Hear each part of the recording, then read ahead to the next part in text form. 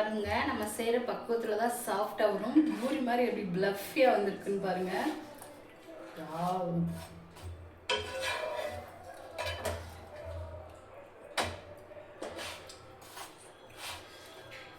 சப்பாத்தி ஃபுல்கா மாதிரி ப்ளஃபியாக வருது பாருங்க.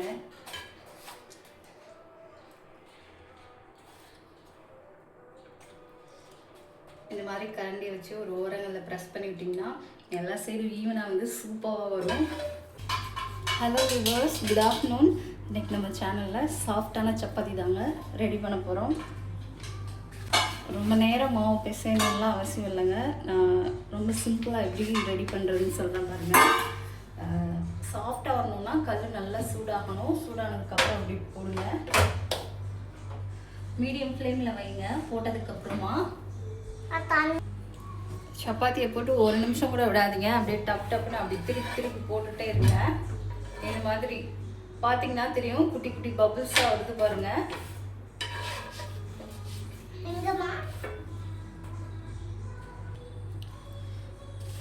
பபிள்ஸ் வரும்போது இந்த மாதிரி மேலாப்பில் அப்படி தொட்டு விட்டிங்கன்னா ஈவனாக சீக்கிரம் வெளியில் வந்துடும்.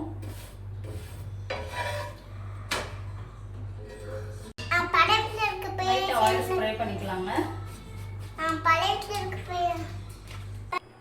இந்த சப்பாத்திக்கு நான் ரொம்ப நேரம்லாம் மாவு பிசைஞ்சு ஊற வைக்கலைங்க. மாவு பிசைஞ்சேன்னு அப்படியே ரெடி பண்ண ஆரம்பிச்சிட்டேன். பாருங்க, சூப்பராக வந்துருக்கு. சப்பாத்தி சாஃப்டாக வர்றதுக்கு என்ன டிப்ஸ்னால், கல் நல்லா சூடாக இருக்கும்போது போட்டோன்னா அப்படியே பேக் சைடு வந்து திருப்பிடுங்க. சாஃப்டாக வர்றதுக்கு பாருங்கள், நான் பண்ணுற மாதிரி அப்படி 2 செகண்டுக்கு ஒரு டைம் அப்படி திருப்பி போடுங்க. ஃப்ளேம் வந்து மீடியமில் இருக்கணும். ரொம்ப கல் சூடாகவும் ஆகக்கூடாது. மீடியம் ஃப்ளேமில் மெயின்டைன் பண்ணுங்கள். எப்படி வெந்து எப்படி ப்ளஃபியாக வருதுன்னு பாருங்கள். இந்த ப்ளஃபியாக வர டைமில் குட்டீஸ்கள் கொடுக்குறீங்கன்னா கீ ஆட் பண்ணிக்கோங்க. நான் வந்து ஆயில் தான் ஸ்ப்ரே பண்ணுறேன். லைட்டாக ஆயில் ஸ்ப்ரே பண்ணிக்கலாம்.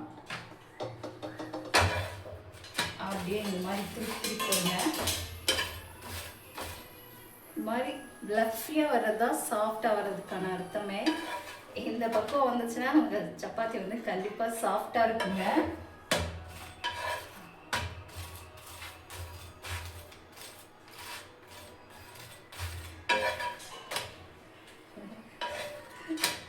சப்பாத்தியை ரெஸ்ட்டே விடாமல் பாடாப்படுத்திக்கிட்டே இருக்கணும். அப்போ தான் சாஃப்டாக வரும்.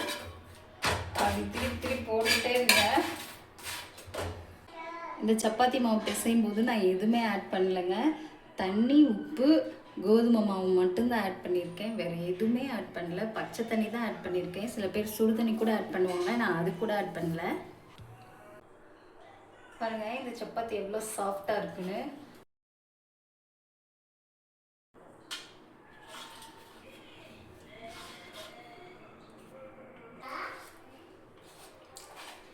பாருங்க, நம்ம செய்கிற பக்குவத்தில் தான் சாஃப்டாக வரும். பூரி மாதிரி எப்படி ப்ளஃபியாக வந்திருக்குன்னு பாருங்க.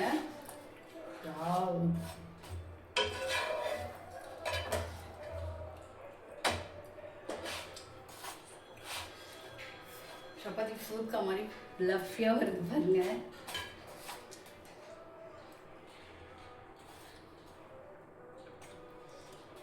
இந்த மாதிரி கரண்டி வச்சு ஒரு ஓரங்களில் ப்ரெஸ் பண்ணி விட்டிங்கன்னா எல்லா சைடும் ஈவனாக வந்து சூப்பராக வரும். இந்த டைமில் உங்களுக்கு கீ வேணுமோ, ஆயில் வேணுமோ, எது வேணுமோ அப்ளை பண்ணிக்கோங்க.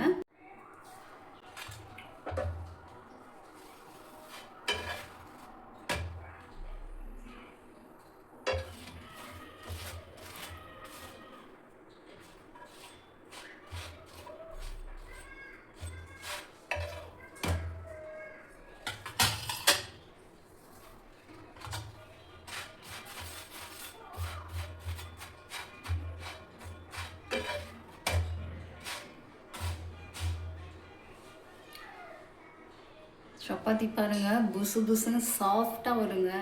சின்ன டிப்ஸ் ஃபாலோ பண்ணிங்கனாலே நீங்கள் போதும். எதுவுமே நீங்கள் ஆட் பண்ண தேவையில்ல.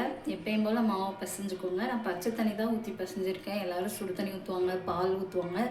இது எதுவுமே தேவையில்லைங்க. நம்ம செய்கிற பக்குவத்தில் தான் அந்த சாஃப்ட்னஸ் வரும். இந்த சப்பாத்தியை வந்து நான் மாவு பிசைஞ்சோடனே ரெடி பண்ண ஆரம்பிச்சிட்டேங்க. ரெஸ்ட்லாம் விடவே இல்லை. இதுவே பாருங்கள் எவ்வளோ ஃப்ளஃபியாக சாஃப்டாக வந்திருக்குன்னு பாருங்கள்.